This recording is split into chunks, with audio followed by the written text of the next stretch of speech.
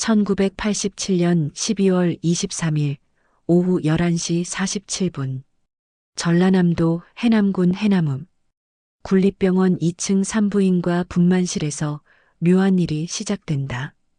그날 밖에서는 매서운 겨울바람이 휘몰아쳐서 낡은 병원 건물의 유리창이 심하게 덜컹거리고 형광등의 불빛이 들어왔다 나가기를 반복하며 깜빡였다. 이 병원은 1960년대에 지어진 것으로 시설이 낙후되어 정전이 잦았다. 으아! 산모의 비명이 복도까지 울려 퍼졌다. 28살의 산부인과 간호사 박순자는 이마에 땀을 닦았다. 15년 경력의 베테랑이었지만 쌍둥이 분만은 언제나 긴장됐다. 힘내세요. 조금만 더요. 오후 11시 52분 첫 번째 아기가 세상에 나왔다. 으앙! 건강한 울음소리. 순자는 재빨리 아기의 기도를 확보하고 탯줄을 자른 후 신입 간호사 김영희에게 건넸다. 3.2kg 남아야. 영희가 외쳤다. 좋아요. 두 번째 아기 나옵니다. 오후 11시 54분 두 번째 아기도 무사히 태어났다. 으엥. 3.1kg 역시 남아예요. 의사가 산모의 상태를 확인하는 동안 순자는 두 아기를 나란히 놓았다. 똑같이 생긴 얼굴, 똑같이 작은 손, 쌍둥이였다. 발찌 채워야죠. 영희가 파란색과 분홍색 플라스틱 발찌 2개를 가져왔다. 당시 이 병원의 관례는 쌍둥이의 경우 먼저 나온 아이에게 파란 발찌를, 나중에 나온 아이에게 분홍 발찌를 채우는 것이었다. 순자는 고개를 끄덕이며 발찌를 받아들었다. 바로 그 순간이었다. 퍽! 병원 전체가 암흑에 잠겼다. 또 정전이야. 누군가가 소리쳤다. 순자의 손에서 2개의 발찌가 바닥으로 떨어졌다. 딸그락 소리가 어둠 속에서 울렸다. 촛불, 빨리 촛불 가져와요. 30초 정도 지났을까? 영희가 촛불을 들고 뛰어왔다. 흔들리는 불빛 아래 순자는 황급히 바닥을 더듬었다. 발찌 2개가 보였다. 그녀는 재빨리 주워들고 두 아기에게 채웠다. 파란 발찌를 왼쪽 아기에게, 분홍 발찌를 오른쪽 아기에게. 아니, 그렇게 했다고 생각했다. 하지만 어둠 속에서 그녀는 확신할 수 없었다. 어느 아기가 먼저 나왔던가? 왼쪽? 오른쪽?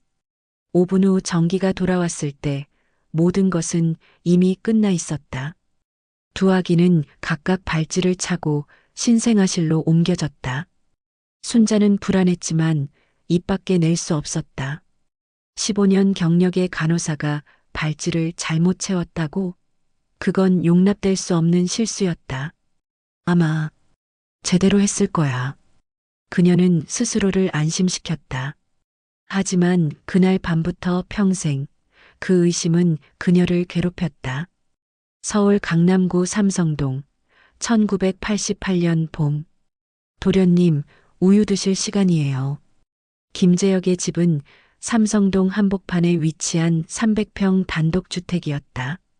정원에는 소나무와 단풍나무가 심어져 있었고 실내에는 골동품과 서양화가 걸려 있었다.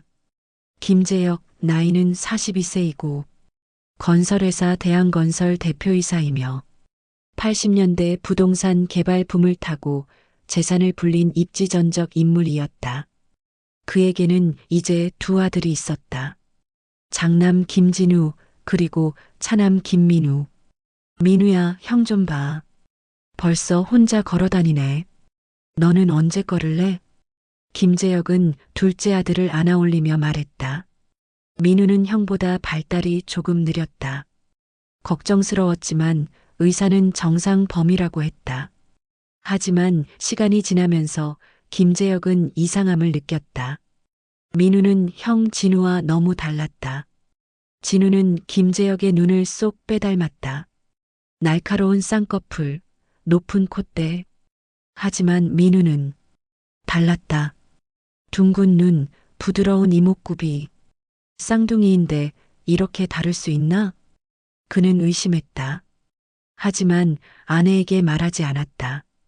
혹시나 하는 불안한 추측을 차마 입 밖에 낼 수 없었다. 전라남도 해남군 해남읍 1988년 봄에 들려오는 소리. 준호야, 밥 먹자. 이철수의 집은 해남읍 외곽의 낡은 농가였다. 방 두 칸에 부엌 하나. 화장실은 밖에 있었다. 이철수 나이는 35세이고 대대로 이어온 5,000평의 논을 경작하는 농부였다. 그에게도 두 아들이 있었다. 장남 이준석 그리고 차남 이준호. 이 녀석 밥은 안 먹고 공책만 보고 있네. 준호는 형과 달랐다. 준석이는 들에 나가 노는 걸 좋아했지만 준호는 집에서 책을 보는 걸 좋아했다. 아직 글도 읽지 못하는 나이인데 신문을 펼쳐놓고 한참을 들여다봤다. 공부를 좋아하나 보네. 이 녀석은 서울대학 보내야겠어. 이철수가 농담처럼 말했다. 하지만 그건 농담이 아니게 될 운명이었다. 김민우는 서울 대치동의 한 유명 사립초등학교에 입학했다. 교복이 있었고 원어민 영어 교사가 있었고 방과 후에는 피아노와 태권도를 배웠다. 하지만 민우는 적응하지 못했다. 김민우, 수학 문제 풀었어? 담임 선생님이 물었다. 죄송해요, 선생님. 민우는 고개를 숙였다. 숫자가 머릿속에서 뒤섞였다. 집중이 안 됐다. 형은 항상 1등인데 너는 왜 이러니? 아버지가 저녁 식탁에서 말했다. 민우는 대답하지 못했다. 그는 숫자보다 그림이 좋았다. 미술 시간이 제일 기다려졌다. 크레파스로 무언가를 그릴 때 비로소 숨을 쉴 수 있었다. 이준호는 해남초등학교에 입학했다.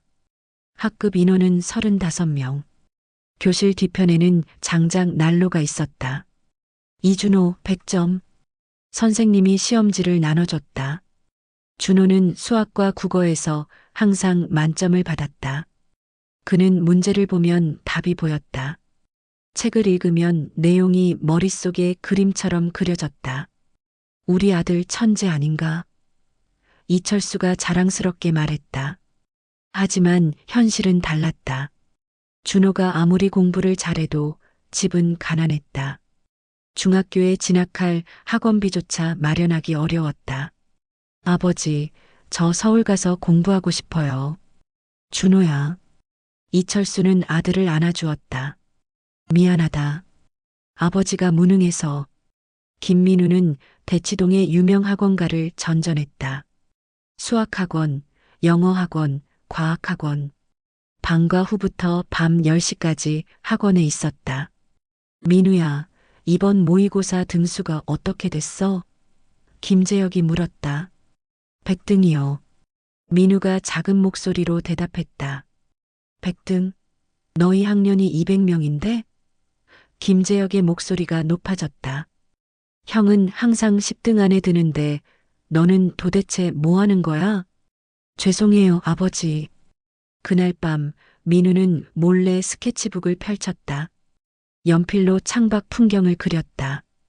가로등, 나무, 달. 그림을 그릴 때만큼은 행복했다.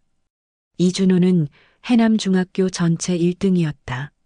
전국 학력평가에서도 상위 1% 안에 들었다. 서울의 명문 고등학교에서 장학금 제의가 들어왔다. 준호야, 서울 갈래? 이철수가 물었다. 준호는 망설였다. 서울에 가고 싶었다. 더 넓은 세상을 보고 싶었다. 하지만 아버지 혼자 농사 짓는 것을 보면 마음이 아팠다. 아버지, 저 해남에 있을게요.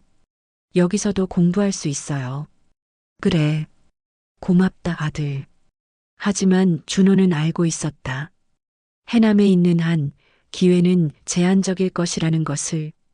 김민우는 재수 끝에 서울의 한 사립대학 경영학과에 입학했다.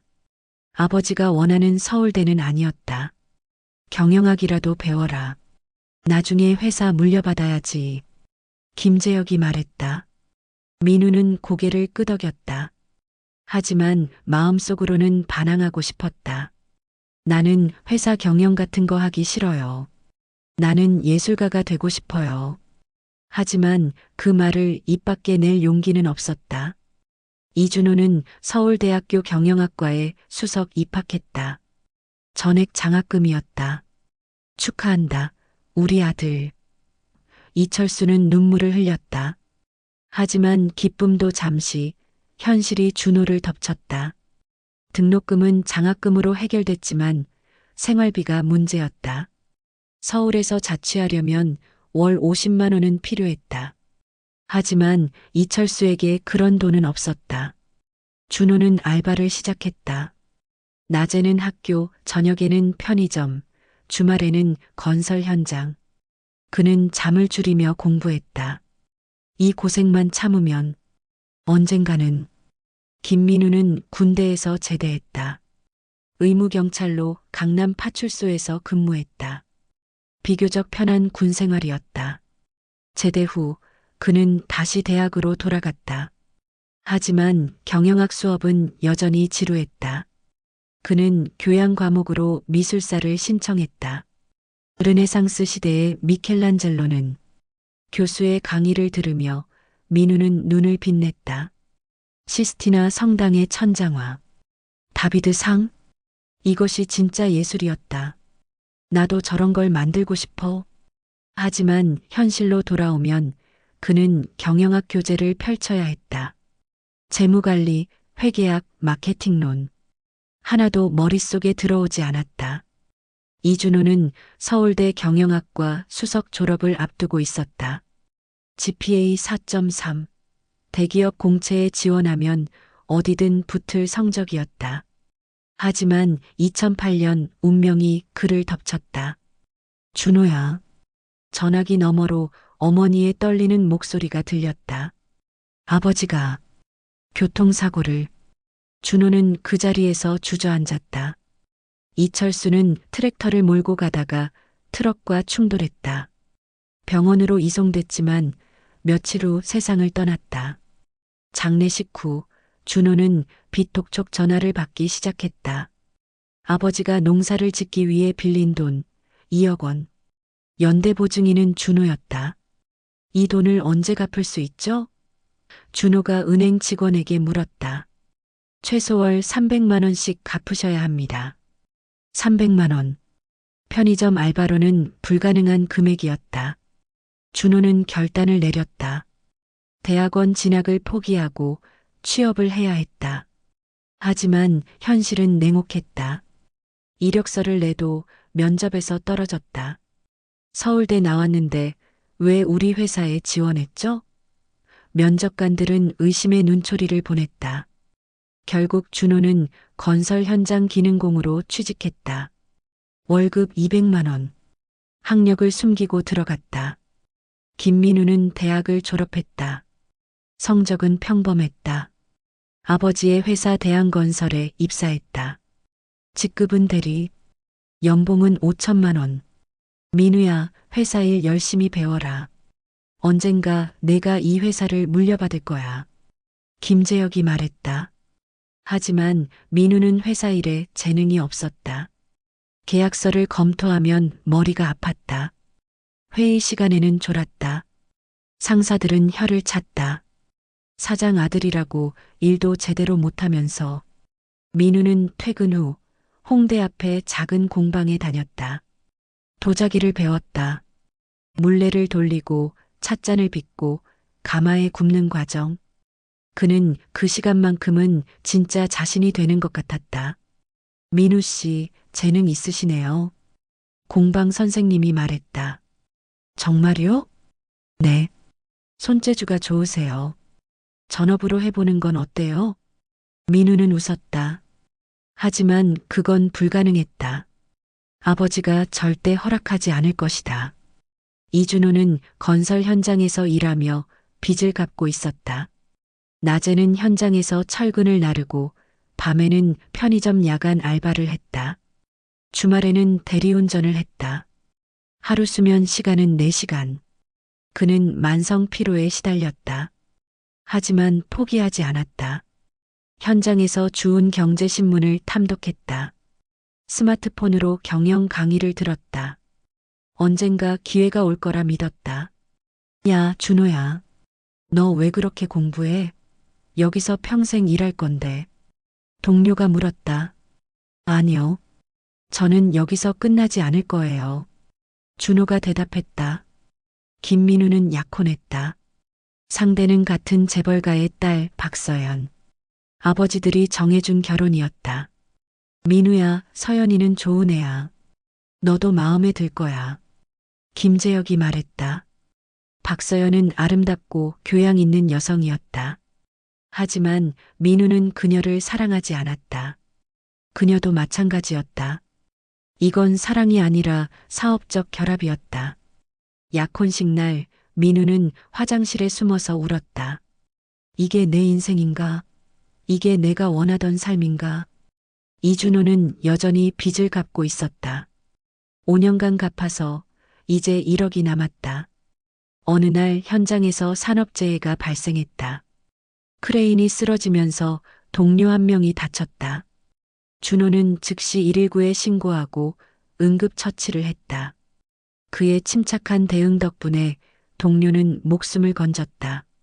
자네, 대학 나왔나? 현장 소장이 물었다. 네. 어디? 서울대요. 소장은 놀랐다. 서울대를 나와서 왜 여기서 일하나? 준호는 자신의 사연을 이야기했다. 소장은 고개를 끄덕였다. 자네, 우리 회사 본사로 가보게. 내가 추천서 써줄게. 그렇게 준호는 작은 기회를 잡았다. 건설회사 본사의 경영기획팀. 연봉은 3천만 원. 현장보다는 나았다. 하지만 여전히 빚은 남아 있었다. 2014년 27살. 김민우는 한계에 도달했다. 회사에서는 실수를 연발했다. 중요한 계약을 놓쳤다. 거래처와의 회의에서 졸았다. 김민우 대리, 도대체 정신이 어디 있어? 상사가 소리쳤다. 민우는 사표를 냈다. 사표? 김재혁이 민우를 불렀다. 너 미쳤어? 아버지, 저는 이 일이 맞지 않아요. 저는 예술을 하고 싶어요. 예술? 예술로 먹고 살 수 있어? 김재혁이 책상을 쳤다. 모르겠어요. 하지만 지금 이 삶은 정말 싫어요. 이 배은망덕한 놈. 김재혁이 민우의 뺨을 때렸다. 내가 널 키우고 공부시키고 회사까지 물려주려고 하는데 내가 나한테 이래? 민우는 눈물을 흘렸다. 아버지, 미안해요. 하지만 저는 제 삶을 살고 싶어요. 그날 민우는 집을 나왔다. 약혼도 파기되었다. 이준호는 승진했다. 대리에서 과장으로. 연봉은 4천만 원이 되었다. 빚도 거의 다 갚았다. 이제 3천만 원만 남았다. 하지만 그는 알고 있었다. 이 회사에서는 한계가 있다는 것을. 서울대를 나왔지만 학벌보다 중요한 건 인맥과 자본이었다. 나에게 기회만 있었다면, 나에게 자본만 있었다면. 준호는 퇴근 후 작은 카페에 앉아 노트북을 펼쳤다. 사업 계획서를 썼다. 언젠가 자신의 회사를 차릴 날을 꿈꾸며. 김민우는 해남으로 내려왔다. 가진 돈은 2천만 원. 퇴직금과 저축한 돈 전부였다. 왜 해남이었을까? 그는 설명할 수 없었다. 그냥 이곳으로 끌렸다. 태어난 곳, 자신의 뿌리가 있는 곳.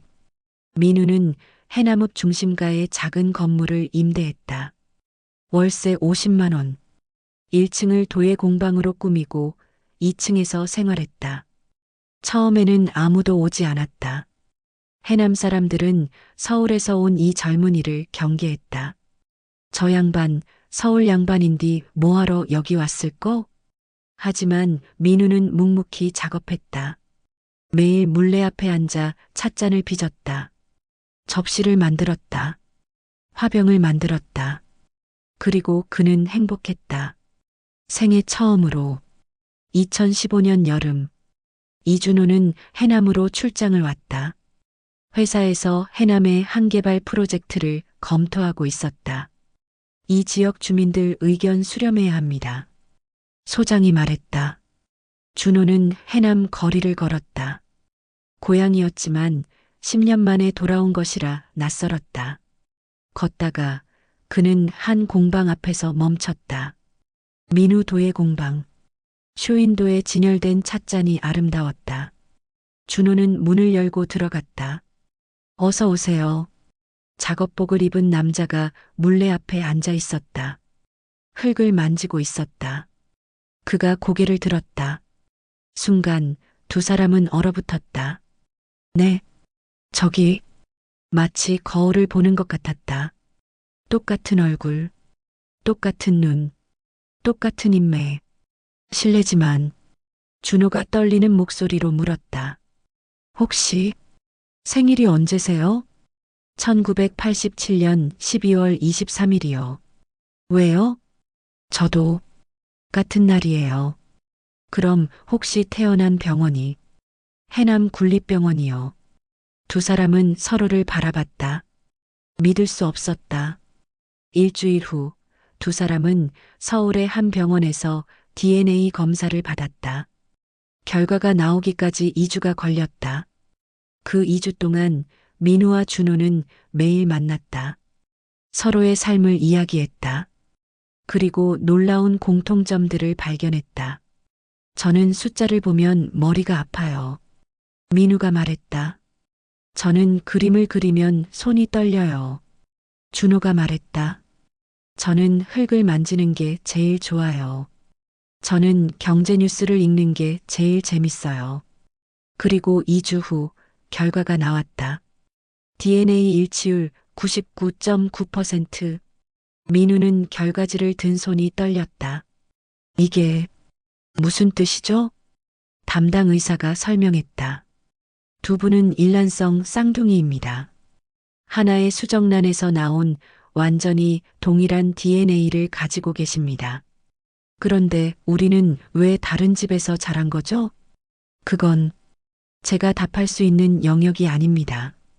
병원 기록을 확인해 보셔야 할 것 같습니다. 민우는 해남 국립병원을 찾아갔다. 하지만 병원은 5년 전 폐쇄되었다. 낡은 건물만 덩그러니 남아 있었다. 기록은 군청에 이관되었을 겁니다. 근처 주민이 알려줬다. 해남군청 민원실. 담당 공무원은 1987년 12월 23일의 출생 기록을 찾았다. 여기 있네요. 쌍둥이 출생. 김재혁 씨의 아들 둘. 아, 이상하네요. 뭐가요? 여기 특이사항에 정전사고라고 적혀 있네요. 발찌 착용 시 정전 발생. 민우와 준호는 서로를 바라봤다. 발찌가 바뀌었을 가능성이 있었다. 당시 담당 간호사 이름이 나와 있나요? 네. 박순자. 현재 80세. 해남읍 신월리에 거주 중입니다. 신월리의 작은 한옥. 마당에는 장독대가 놓여 있었다. 80세의 박순자는 지팡이를 짚고 나왔다. 누구십니까? 할머니, 저희는. 민우가 말을 꺼냈다. 1987년 12월 23일에 태어난 쌍둥이입니다. 박순자의 얼굴이 하얗게 질렸다. 지팡이를 놓칠 뻔했다. 들어오세요. 작은 방. 오래된 장롱과 TV만 있는 소박한 공간. 박순자는 떨리는 손으로 차를 내왔다. 알고 계셨나요? 준호가 조심스럽게 물었다. 노인은 고개를 숙였다. 눈물이 떨어졌다.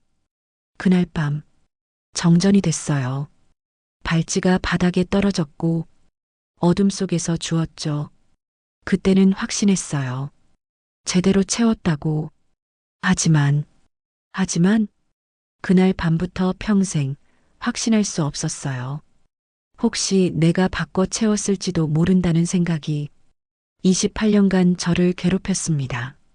박순자가 두 사람을 바라봤다. 정말 미안합니다. 정말, 정말 미안합니다. 민우는 분노가 치밀었다. 일어서서 소리쳤다. 당신 때문에, 당신의 실수 때문에 제 인생이 망가졌어요. 저는 28년을 남의 인생을 살았어요. 민우 씨, 준호가 말렸지만 민우는 멈추지 않았다. 저는 매일 아침 일어나서 제가 왜 여기 있는지 몰랐어요. 왜 이 일을 하는지, 왜 이렇게 사는지. 당신이 그걸 빼앗아간 거예요. 박순자는 바닥에 엎드렸다. 미안합니다. 미안합니다. 죽어도 용서받을 수 없는 죄를 지었습니다. 준호는 조용히 앉아 있었다. 그도 화가 났다. 억울했다. 하지만 동시에 알고 있었다. 이 노인을 탓해봤자 아무것도 바뀌지 않는다는 것을. 형? 준호가 민우를 바라봤다. 아니, 민우 씨. 그만하세요. 뭐? 할머니도 일부러 그런 게 아니잖아요. 정전이 된 거고 어둠 속에서 실수한 거잖아요. 그래도 우리 인생이 뭐가 어떻게 됐나요? 준호의 목소리가 떨렸다. 나도 화나요. 나도 억울해요. 나는 가난 속에서 공부하고 싶었어요. 서울대 들어갔지만 빚에 쫓겼어요. 친구들이 대학원 가고 대기업 들어갈 때 나는 건설 현장에서 철근을 날랐어요. 민우는 말문이 막혔다. 하지만 당신도 고통받았잖아요. 부유한 집에서 자랐지만 당신이 원하는 삶을 살 수 없었잖아요. 매일 거짓된 삶을 살았잖아요. 준호가 박순자를 바라봤다. 할머니, 고개 드세요. 우리는 할머니를 용서해야 할 것 같아요. 준호 씨, 민우가 준호를 바라봤다. 우리가 할머니를 원망한다고 뭐가 바뀌나요? 우리는 이미 28년을 살았어요. 그 시간은 돌아오지 않아요. 준호가 민우의 손을 잡았다. 중요한 건 이제 우리가 어떻게 사느냐 아닐까요? 민우는 주저앉았다. 그리고 울었다. 28년간 억눌렀던 감정이 터져나왔다. 준호도 울었다. 박순자도 울었다. 그날 그 작은 방에서 세 사람은 오래오래 울었다. 민우는 서울로 올라갔다.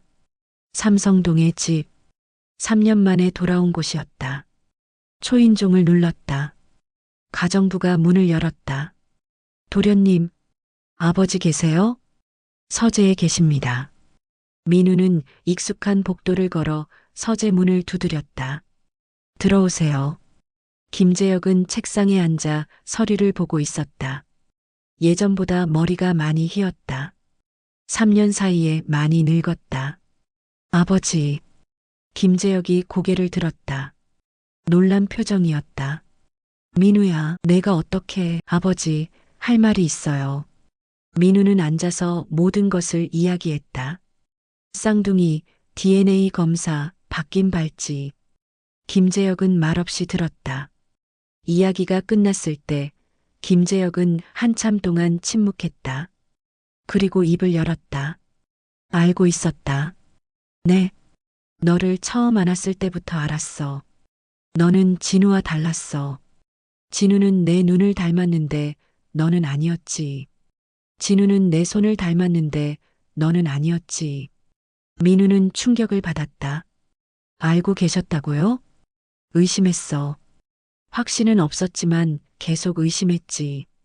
그래서 DNA 검사를 했어. 너 5살 때. 뭐라고요? 김재혁이 서랍을 열어 낡은 서류를 꺼냈다. 2002년의 DNA 검사 결과지였다. 김재혁과 김민우의 친자관계 0%. 이걸 보고도 저를 키우신 거예요? 그래. 김재혁이 민우를 바라봤다. 너는 내 핏줄이 아니었어. 하지만 그게 뭐가 중요해? 내가 너를 안았어. 내가 너를 키웠어. 너는 내 아들이야. 민우는 울컥했다. 하지만 아버지는 저를 사랑하지 않으셨잖아요.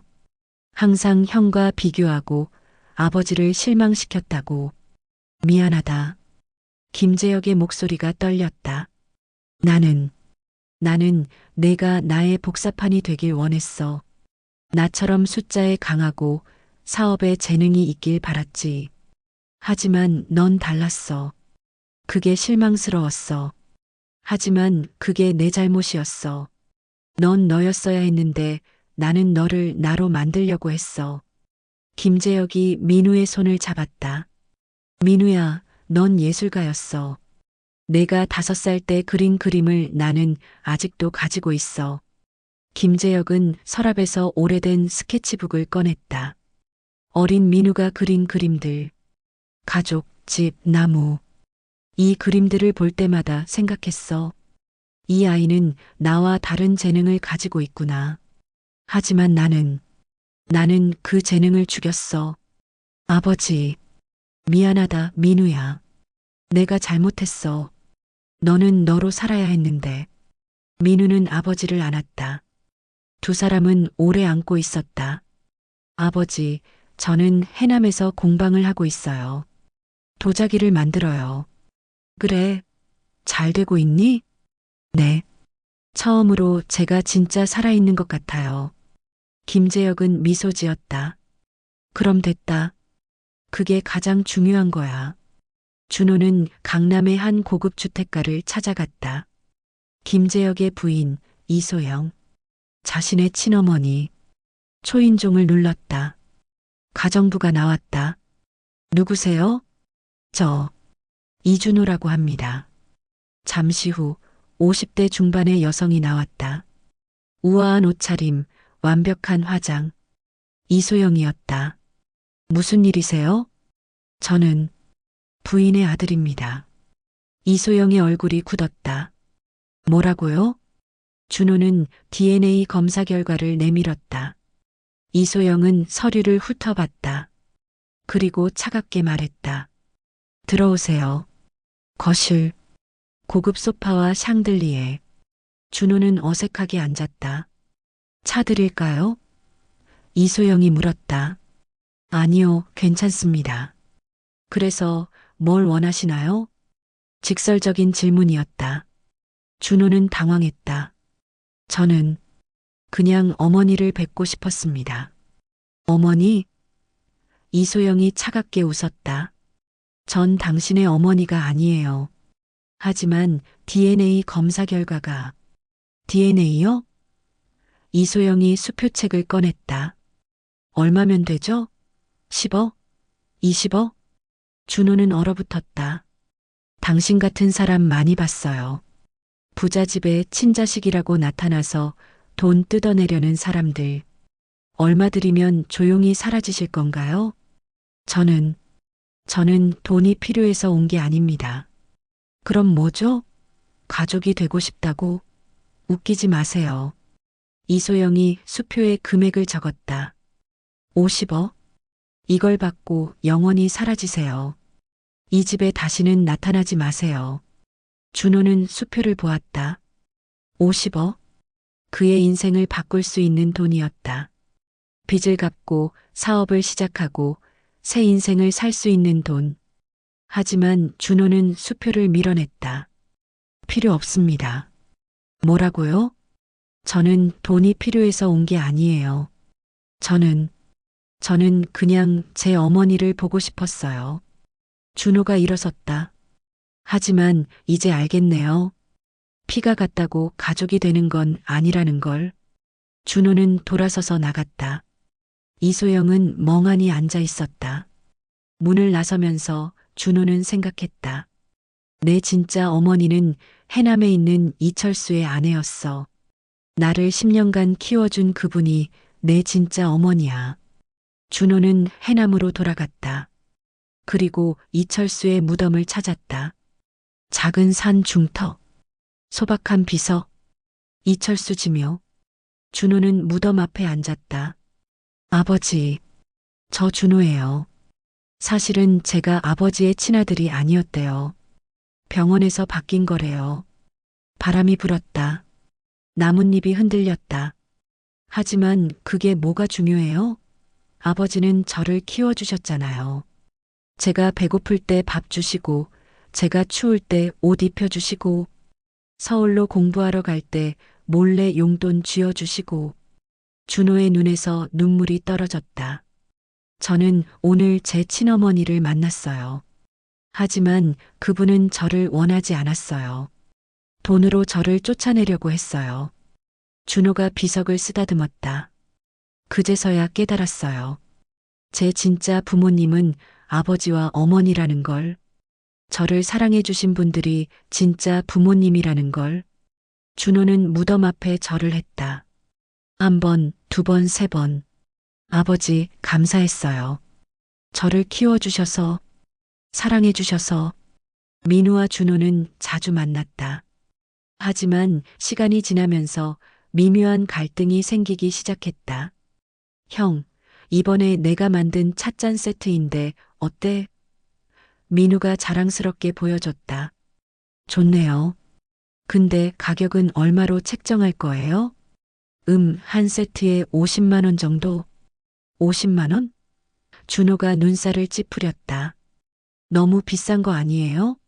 시장 조사 해봤어요? 예술 작품인데 시장 조사가 무슨 상관이에요? 형, 그게 아니라 사업이잖아요. 팔아야 하잖아요. 나는 예술을 하는 거지 장사하는 게 아니야. 민우가 화를 냈다. 그럼 어떻게 먹고 살 건데요? 그건 나중에 생각할 거야. 준호는 한숨을 쉬었다. 형, 현실을 봐요. 돈이 없으면 공방도 유지 못해요. 너는 항상 그래. 돈. 예술을 모르잖아. 형은 가난을 모르잖아요. 준호가 소리쳤다. 형은 28년을 부잣집에서 자랐어요. 돈 걱정 없이 살았어요. 하지만 나는 달랐어요.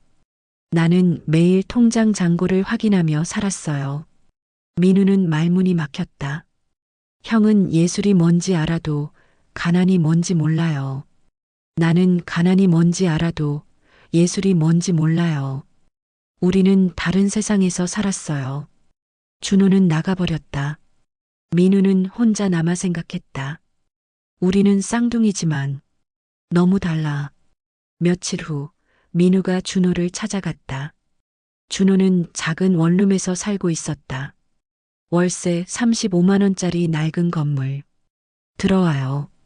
준호가 문을 열었다. 방은 좁았다. 침대, 책상, 작은 옷장이 전부였다. 민우는 충격을 받았다. 자신의 해남 공방보다 훨씬 작고 낡았다. 준호야, 미안해. 뭐가요? 내가 몰랐어. 내가 이렇게 살고 있는지. 민우가 앉았다. 나는 부잣집에서 자랐어. 돈 걱정 없이 살았어. 내 말이 맞아.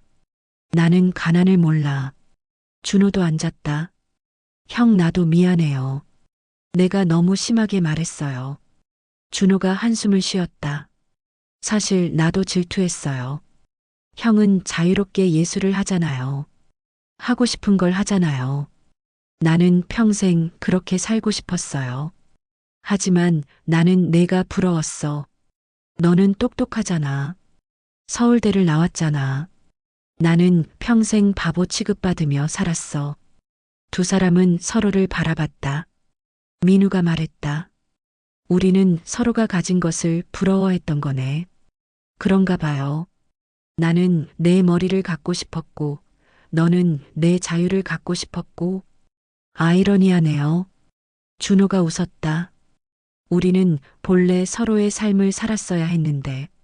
그럼, 민우가 준호의 손을 잡았다. 이제부터 서로 도우며 살면 어때?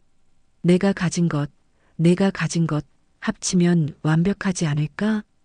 준호도 손을 잡았다. 좋아요, 형. 2016년 봄, 민우와 준호는 변호사 사무실에 앉아 있었다. 병원과 합의했습니다. 변호사가 말했다. 해남 국립병원 측에서 각자 5억 원씩 총 10억 원의 보상금을 제시했습니다. 10억? 그리고 김재혁 회장님 측에서도 변호사가 서류를 꺼냈다. 준호 씨에게 20억 원의 보상금을 제시하셨습니다. 누려야 했던 삶에 대한 보상이라고 하시더군요. 준호는 놀랐다. 20억이요? 네. 그리고 민우 씨에게는 변호사가 다른 서류를 꺼냈다. 10억 원을 제시하셨습니다. 고통에 대한 보상이라고요. 민우도 놀랐다. 김재혁이 여전히 자신을 생각하고 있다는 사실에. 그럼 총 45억이네요. 준호가 계산했다. 맞습니다. 두 분이 어떻게 나누시든 자유입니다. 민우와 준호는 서로를 바라봤다. 반씩 나누자. 민우가 말했다. 형이 더 가져요. 형이 더 고생했잖아요. 아니야. 너도 고생했어. 우리 공평하게 나누자. 결국 두 사람은 각자 22억 5천만 원씩 나눠 가졌다. 2016년 여름 해남에 민우 준호라는 공회가 설립되었다. 민우는 웃었다. 좋아. 두 사람은 해남읍에 큰 건물을 임대했다. 1층은 공방과 전시장, 2층은 사무실, 3층은 교육장으로 꾸몄다.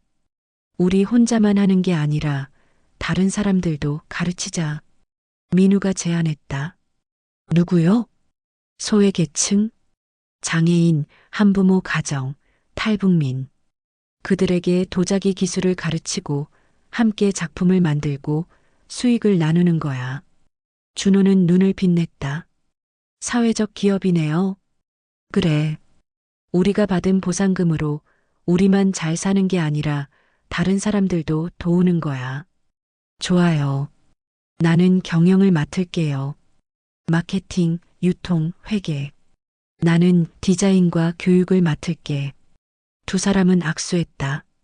순조롭게 보이던 사업에 위기가 찾아왔다. 대형 도자기 제조업체가 민우준호 공예의 디자인을 도용했다. 그것도 중국에서 대량 생산해서 한국에 들여온 것이다. 가격은 10분의 1. 이거 완전히 우리 디자인이잖아. 민우가 분노했다. 고소해야 해요. 준호가 말했다. 하지만 변호사는 고개를 저었다. 디자인 도용을 입증하기 어렵습니다. 그리고 상대는 대기업이에요. 소송 비용만 수억 원이 들 겁니다. 그럼 우리가 당하고만 있어야 해요? 민우가 소리쳤다. 준호는 침착하게 생각했다. 형, 우리는 그들과 다른 방식으로 싸워야 해요. 무슨 말이야? 우리는 가격으로 경쟁할 수 없어요. 하지만 우리에게는 그들이 없는 게 있어요. 뭔데? 진정성이요. 2020년 코로나 팬데믹이 와서 전 세계가 코로나 바이러스로 혼란에 빠졌다. 많은 기업들이 문을 닫았다. 민우준호 공예도 위기에 처했다. 오프라인 매장 폐쇄, 주문 급감, 직원들을 해고해야 하는 상황. 형, 이대로 가면 우리도 문 닫아야 할지도 몰라요. 준호가 재정 보고서를 보며 말했다. 민우는 창밖을 바라봤다. 텅 빈 거리, 마스크를 쓴 사람들, 직원들은 해고하지 않을 거야. 하지만 형, 우리가 직원들을 지킬 거야. 어떻게든. 준호는 고민했다. 그리고 아이디어를 냈다. 온라인 클래스는 어때요? 온라인 클래스? 네. 집에서 도자기 만드는 법을 가르치는 거예요. 줌으로 키트를 배송해주고 우리가 온라인으로 가르치는 거예요. 민우는 눈을 빛냈다. 천재야, 정말. 민우준호 공예의 온라인 클래스는 대박이 났다. 집콕 생활에 지친 사람들이 새로운 취미를 찾고 있었다. 민우 선생님, 제가 만든 찻잔이에요. 수강생이 화면에 자신의 작품을 보여줬다. 와, 정말 잘 만들었어요. 민우가 박수를 쳤다. 한 달에 500명이 수강했다. 그리고 그들 중 많은 이들이 민우준호 공예의 제품을 구매했다. 위기는 기회가 되었다. 2020년 말 민우준호 공예의 매출은 전년 대비 200% 증가했다. 민우준호 공예는 해남을 넘어 전국으로 확장했다. 서울, 부산, 광주에 지점을 열었다. 각 지점은 현지의 소외계층을 고용했다. 우리의 미션을 잊지 말자. 민우가 직원 회의에서 말했다. 우리는 이윤만 추구하는 회사가 아니야. 우리는 사람들에게 기회를 주는 회사야. 준호가 덧붙였다. 그리고 우리 자신도 잊지 말아요. 우리도 한때는 기회가 필요했던 사람들이에요. 직원들은 박수를 쳤다. 민우준호 공예는 올해의 사회적 기업으로 선정되었다. 대통령 표창을 받게 되었다. 민우준호 공예는 단순한 도자기 회사가 아닙니다. 시상자가 말했다. 이들은 소외계층 300명 이상에게 일자리를 제공했고 그들의 자립을 도왔습니다. 이것이 진정한 기업의 사회적 책임입니다. 상패를 받으며 민우는 객석을 바라봤다. 직원들이 앉아 있었다. 박미숙, 김철수, 이영희, 정태양, 최수진, 그리고 수십 명의 다른 직원들. 그들 모두가 박수를 보냈다. 민우는 눈물을 흘렸다. 준호도 울었다. 어느 가을날 민우와 준호는 박순자의 집을 다시 찾았다. 85세가 된 노인은 훨씬 더 쇠약해져 있었다. 하지만 눈빛은 여전히 맑았다. 할머니. 민우가 손을 잡았다. 왔구나, 얘들아. 할머니, 저희 소식 들으셨어요? 그럼. TV에서 봤지. 너희가 표창 받는 거. 할머니가 얼마나 자랑스러운지 몰라. 준호가 가방에서 찻잔 세트를 꺼냈다. 할머니, 이거 선물이에요. 저희가 직접 만든 거예요. 박순자는 떨리는 손으로 찻잔을 들었다. 눈물이 흘렀다. 할머니, 민우가 말했다. 할머니가 실수하지 않았다면 저는 평생 남의 인생을 살았을 거예요. 제가 원하지 않는 삶을요. 저도요. 준호가 덧붙였다. 저는 평생 부유함 속에서 제 진짜 재능을 모르고 살았을 거예요. 그리고 우리는 민우와 준호가 동시에 말했다. 서로를 만나지 못했을 거예요. 박순자는 소리내어 울었다. 할머니의 실수는 저희에게 선물이 되었어요. 준호가 노인의 손을 잡았다. 저희는 각자 힘든 길을 걸었지만 그 길이 저희를 만들었어요. 그리고 지금 저희는 행복해요. 정말? 박순자가 물었다. 네. 민우와 준호가 웃었다. 정말요. 그럼. 박순자가 두 사람을 바라봤다. 할머니를 용서해 주겠니? 할머니. 민우가 노인을 안았다. 진작에 용서했어요. 아니, 용서할 것도 없었어요. 할머니는 저희에게 가장 아름다운 실수를 선물하셨으니까요. 준호도 함께 안았다. 세 사람은 오래오래 안고 있었다. 2025년 봄 민우는 결혼했다. 신부는 해남에서 만난 초등학교 교사 최수진이었다. 청각 장애인이었지만 그녀의 마음은 누구보다 따뜻했다. 축하한다, 민우야. 김재혁이 아들을 안았다. 감사합니다, 아버지. 너 행복하지? 김재혁이 물었다. 네. 제 인생에서 가장 행복합니다. 김재혁은 미소 지었다. 그거면 됐어. 그게 내가 원하던 전부야. 준호도 결혼했다. 신부는 회사의 마케팅 팀장으로 입사한 김지연이었다. 똑똑하고 유머러스한 여성.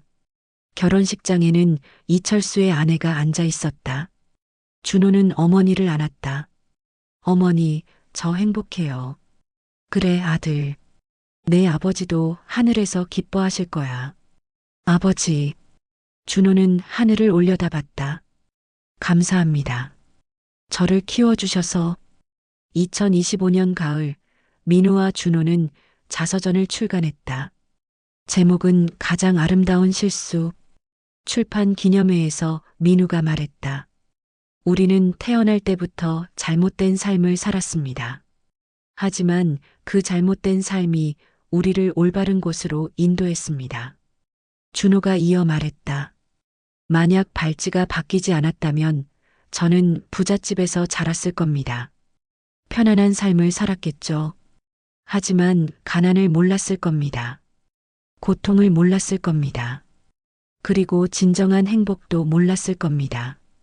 저도 마찬가지입니다. 민우가 말했다. 만약 제가 재벌집에서 계속 살았다면 저는 평생 아버지가 원하는 삶을 살았을 겁니다. 하지만 진짜 제 모습을 발견하지 못했을 겁니다. 청중들이 박수를 쳤다. 우리는 서로에게 감사합니다. 민우와 준호가 서로를 바라봤다. 우리는 쌍둥이로 태어났지만 다른 삶을 살았습니다. 하지만 그 다른 삶이 우리를 더 완전하게 만들었습니다.